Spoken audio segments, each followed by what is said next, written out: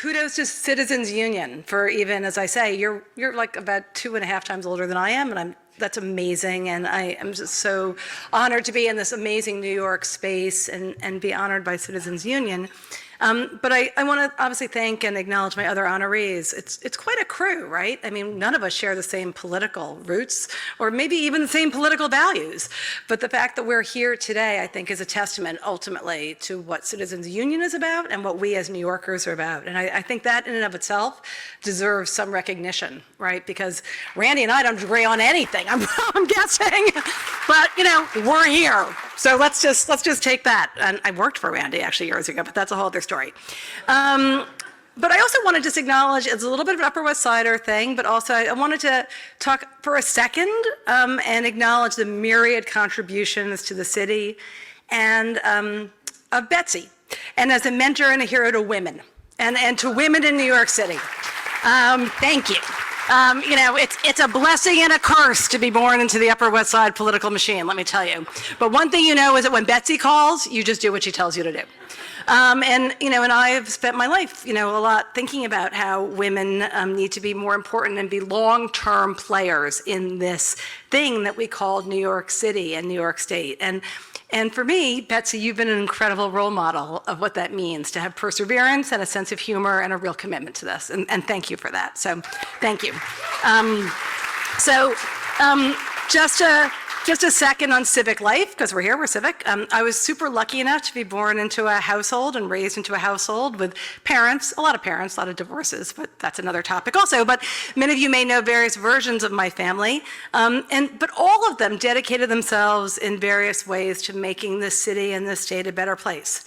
A place that embodies the promise of opportunity, and then also practices the principles of fairness around that.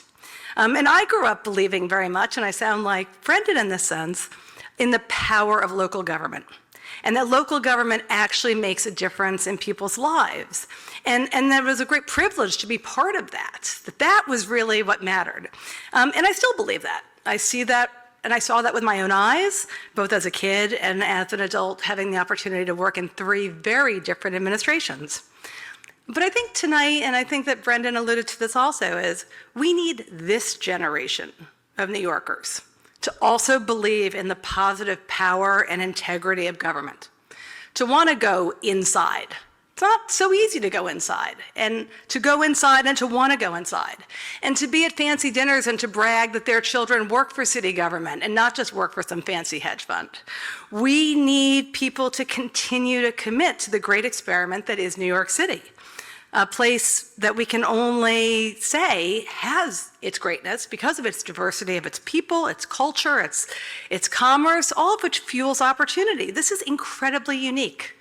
This is a unique thing we have in our hands, and we may not be able to do it if we can't convince people that they should stay here, they should raise their families here, that this is a place of opportunity, this is where you get your business funded, this is where you get your art to be seen, this is where you get to be the crazy food-obsessed place where everybody wants to get a reservation at your restaurant. That's New York City.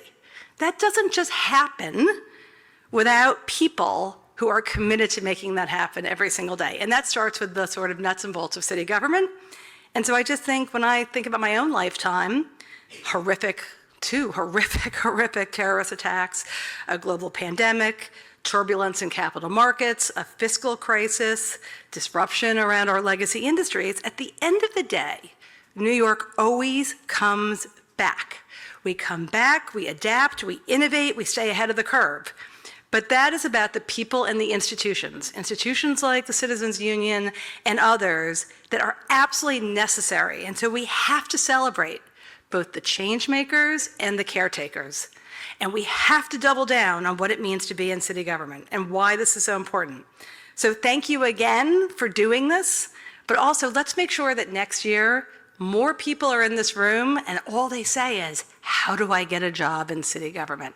How do I be part of this incredibly precious thing that allows all of us to experience New York City and all of its greatness?